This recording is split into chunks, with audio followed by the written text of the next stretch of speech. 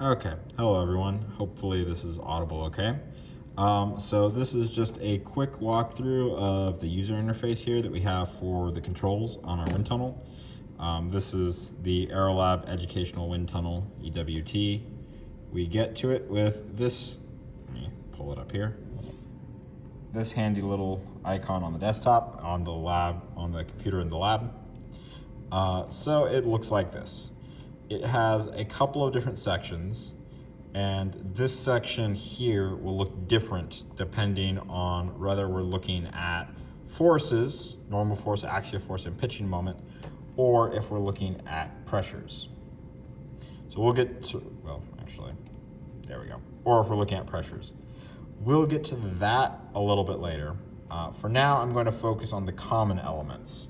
So at the top is where we have the controls for the wind tunnel.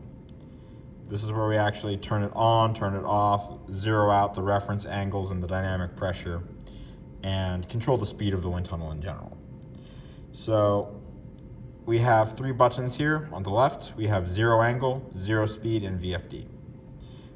What zero angle does is it just takes whatever angle this is currently reading, and it now refers to that as 0 degrees.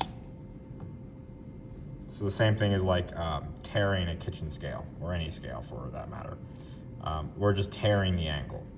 Ditto with zero speed. If we hit zero speed, it will take whatever dynamic pressure we had at that moment and treat that as zero. And then it will calculate the velocity based on that dynamic pressure. Now, up here we have our fan power control, but right now it's grayed out because the fan is currently off. The way we turn on the fan is this VFD button. So if we hit VFD, you'll hear the electronics cooling fan come on in the background. The main fan is very not on at the moment still. And we control the fan power by moving this slider. This is the important part because this is obviously where we start adding actual power to the wind tunnel. So do not move this slider very quickly. The way this will work is that if we're looking for a specific speed, we will drag the slider about that quickly to an appropriate power, and we'll tune in by typing in values here to get exact values. So you can type in 40% and hit enter, or 45% and hit enter. But before you type in anything here, you want to get it close with this slider. Get it close and you tune in with this. The big thing is we don't want to just type in like 80% and hit enter. That would be kind of hard on the motor.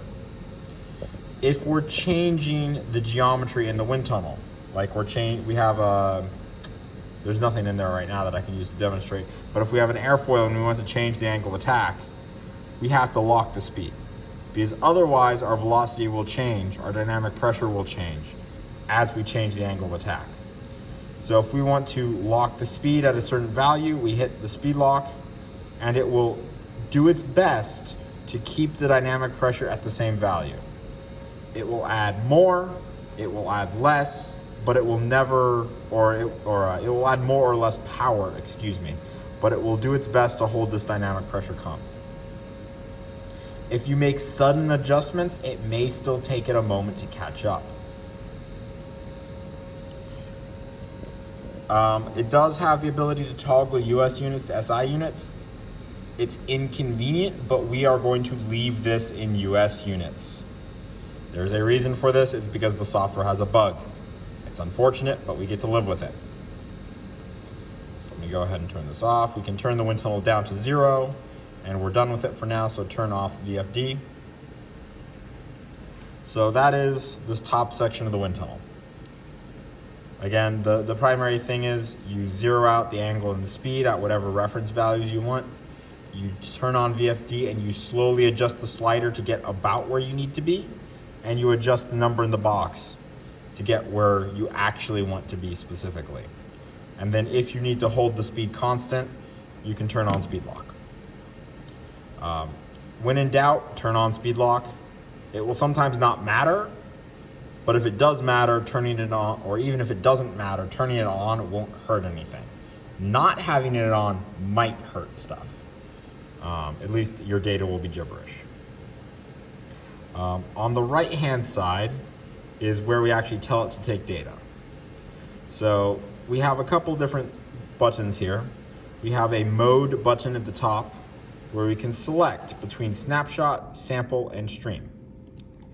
We have a button where we can, in this case, toggle between raw values and teared values for the balance.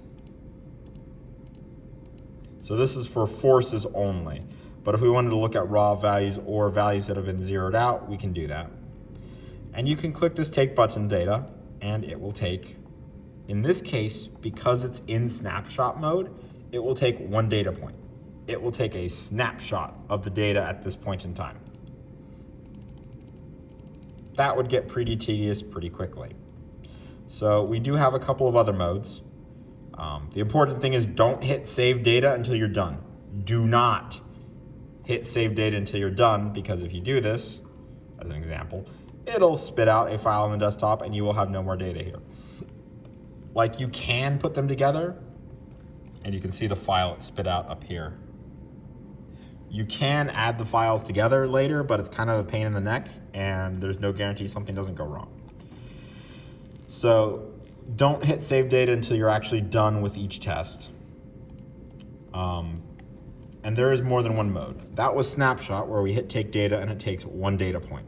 It tells us how many data points it has stored at the bottom right. If we put it in sample mode, we get a little bit of extra control here. Instead of taking one data point, it will take 10 data points with some delay in between. Now, even if this says no delay, it takes about 1/10 of a second when you're taking pressure data, or it takes probably like 10 milliseconds or so when taking force data. So if we hit no delay and tell it to take data, it's done basically immediately. Or we could tell it to wait 100 milliseconds.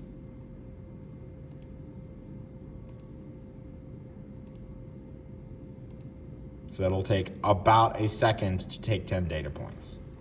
Or we could ask it to wait a half second, where it'll take about 5 seconds to take 10 data points. We could also ask it to stream data. What this will do is, like sample, it will take data, but it will keep on doing it until we tell it to stop. Stream can be very useful for some applications. Those will be discussed for specific experiments, but those are the three modes we have: snapshot, sample, stream. Sample will usually be the one we use. We almost never use snapshot. Stream we'll sometimes use on occasion. These controls are the same, with the exception of the raw values button, regardless of if we're looking at pressure data or force data. Over here, we have a couple different parts, and most of this will change, but some of this will stay the same, depending if we're looking at pressures or forces. These line item note and final summary notes boxes will stay here. What these are text it will add to the data file. So this final summary note will occur once at the top of the file. We'll open up this other file. You'll have a file for, if we're measuring forces, it'll look something like this. The final summary note goes up here at the top of the file. If we had any line item notes, and these can change as you take data, they'll show up under the notes column here. So for example, you could have like 5 rows that say 1 degree angle of attack, another 5 rows that say 2 degrees angle of attack, etc. So you can take different data points and record what those data points are with the line item note. This works for both pressure data and force data. This box up here, just kind of above the line item, above the line item note and the final summary note, is a, what's the word I'm looking for? A calibration box, where you can basically say, okay, this is our new 0 point. Don't worry about this balance orientation thing. We never use it in the other mode. And then on the left is a graphical representation of what our normal force, axial force, and pitching moment look like over time. And these will scroll off to the left, and eventually it'll what's the word I'm looking for?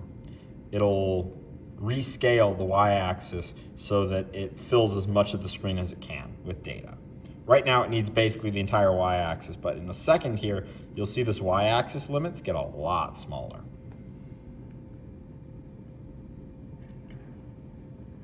All right, so instead of like 80 something, the limits are now like 10.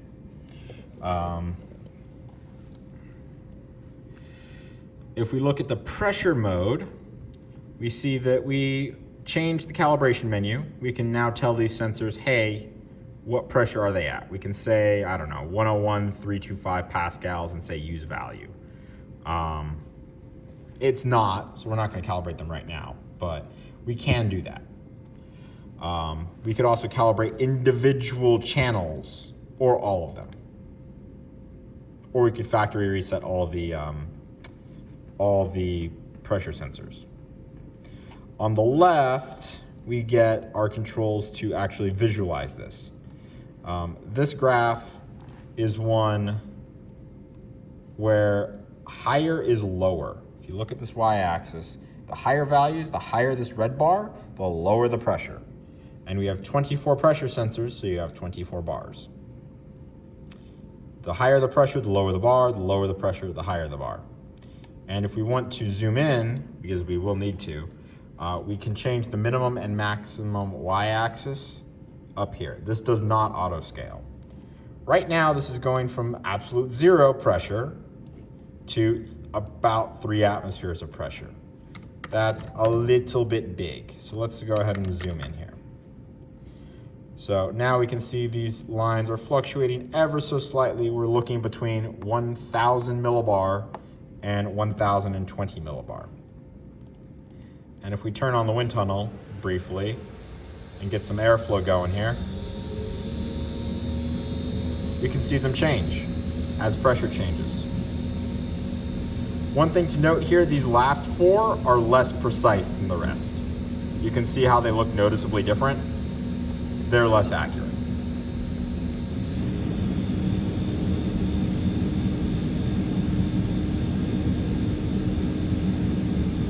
So this is kind of a sanity check immediately of what the pressure looks like at that point in time. These values will be recorded in text.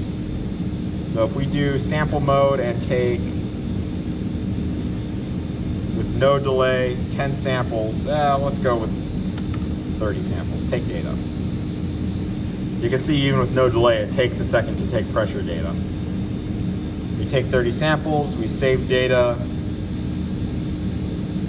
and we look at what our pressure data looks like. We see that we get exact values for pressures 1 up through 24, which is over there somewhere. So we get exact values down to the 10th of a millibar, as well as it reports what it thinks the dynamic pressure and velocity is. If we had any line item notes, they would show up in the right-hand side. So let me go ahead and just say this is, let me type in CYLN for cylinder and hit take data. Go ahead and close that.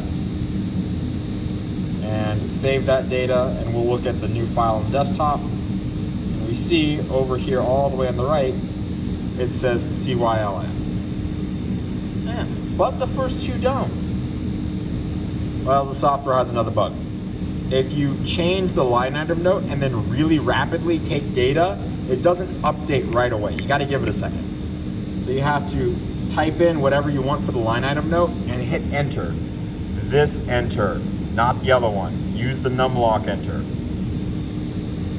in order to get it to properly take this note and record it.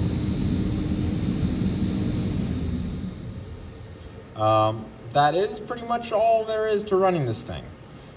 Just a brief overview. I'm going to go ahead and just discard that data. Close this out. Just a brief overview so everyone's on the same page here. This wind tunnel is moving air from, when you're looking at the control panel, from the left to the right. Air enters here.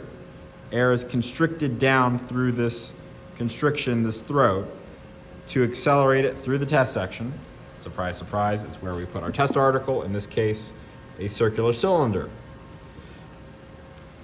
It will slowly expand a little bit out to the fan unit on the back. So if we look at the fan, we can see the motor in the center, the fan blades, obviously protective grill because this thing rotates pretty gosh darn fast. And then the power controller is at the back, which takes our three-phase AC from that gargantuan outlet over there on the wall, converts it into phase-shifted three-phase AC to drive our giant induction motor in here. And then the control computer and power for that and whatnot are on the back. And last but not least, this is actually where all the pressure measurement happens, inside that blue box. It's our pressure transducer array, which is just a fancy phrase for a whole bunch of pressure sensors in a box, which we're connecting all these plastic tubes from holes on our model